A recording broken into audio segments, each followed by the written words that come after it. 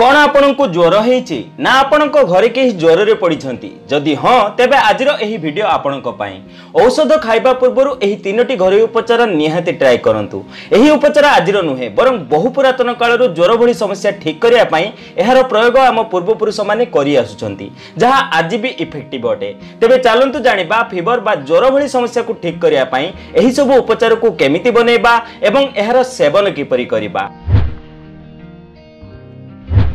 कौन आपण जानिछंती ज्वरर चिकित्सा केवल औषध रे नुहे बरं रोसई घर मिलुथुबा तीनोटी जिनिसरु मध्य करि हेबो। जदि एही उपचार आपण केबे ट्राई करि नाहंती तेबे आजिर एही वीडियो आपणक पई कारण औषध पूर्वरु प्रार्थना एवं देसी उपचार काम करिथाय।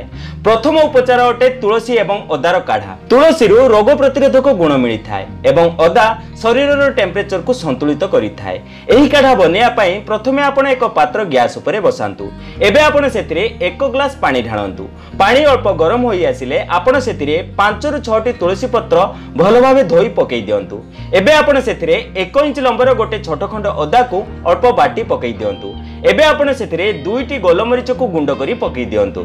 1 ग्लास पानी आधा ग्लास हेबा पर्यंत आपण एहाकू बॉईल करंतु। तापरे आपण एहाकू छाणी नियंतु। एही परि तुलसी एवं अदार काढ़ा बनै दिनकू 2 थर आपण एहार सेवन करंतु। जदि आपण एही काढ़ारु मैक्सिमम बेनिफिट्स पाइबाकू चाहउचंती तेबे आपण एहाकू सकाळू खाली पेटरे सेवन करंतु। अदरवाइज आपण एहाकू खाइबा परे बा राति रे सोइबा पूर्व मध्य सेवन करि परिबे। एहा आपनको ज्वर को कम करिबारे बहुत सहाय्य करिथाय। कोन आपण केबे तुलसी एवं अदार एही काढ़ा बनै सेवन करिसंती जदि हां तेबे निहाती कमेंट करि जणांतु। द्वितीय उपचार अटे धनिया पानी। धनिया ज्वर पई बहुत लाभदायक अटे। आपण मार्केट रु गोटा धनिया किणी आनतु। एही उपचार को बनेया पई एक पात्र गैस उपरे बसांतु एवं सेतिरे 1 ग्लास पानी ढाळंतु। पानी अल्प गरम होई आसिले आपण सेतिरे 1 चमच गोटा धनिया पकई दियंतु। 1 ग्लास पानी फुटी फुटी आधा ग्लास हेबा पर्यंत आपण एहाकू बॉईल करंतु। पानी आधा ग्लास होई गला परे आपण एहाकू छाणी नियंतु। एबे आपण एथिरे अल्प महू मिसांतु। एबे आपण एहार उषुम उषुम सेवन करंतु। जदि आपण एथिरु ऑप्टिमल बेनिफिट्स पाइबा को चाहउचंती तेबे आपण एहाकू सकाळू खाली पेटरे सेवन करंतु। अदरवाइज रात्रि रे सोइबा पूर्व मध्ये आपण एहार सेवन करि परिबे। एहा आपणको शरीर को ठंडा पहुंचाई थाए एवं आपणको इम्युनिटी बढ़ेबारे सहाय्य करि थाए। धनिया केवल खाद्यर स्वाद बढ़ेया पाई नुहे कोन आपण एहा जानिछंती जदि हां तेबे कमेंट करी निहाती जणांतु। तृतीय एवं शेष उपचार अटे ठंडा पानीर जलपटी।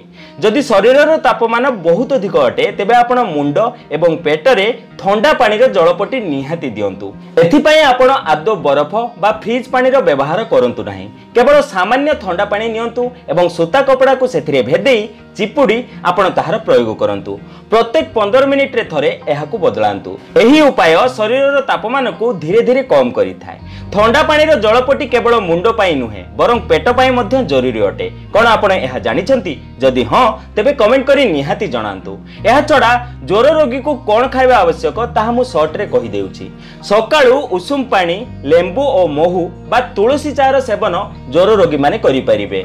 दुईपहर खाइबारे साधा खिचड़ी अल्प घी एवं पाचिला अमृतभंडा ज्वर रोगी माने खाई परिबे। राति रे सोइबा पूर्वरु अल्प मुग डाली भात एवं अदार सूप ज्वर रोगी माने खाई परिबे। ठंडा क्षीर दही जंक फूड माछ तेल भाजी ज्वर रोगी को आदो खाइबा कथा नुह एवं सबुठो इंपोर्टेंट कथा हला राति 9टा पूर्वरु सोई पड़ंतु कारण शरीर सही समय रे निजको ठीक करि थाए। एही सब कथार ध्यान रखिबा सह एही तीनोटी घरोई उपचारर प्रयोग करी आपण ज्वर भली समस्या को ठीक करि परिबे। किंतु एहा सह आपण को आउ किछि विशेष कथार ध्यान रखिबा निहाती आवश्यक। जदि ज्वर भली समस्या 3 दिनरु अधिक लागि रुहे बा शरीरर टेम्परेचर 102 डिग्री फेरेनहाइट रु ऊपर को चली जाए तेबे तुरंत डाक्टर परामर्श निहाती नियंतु।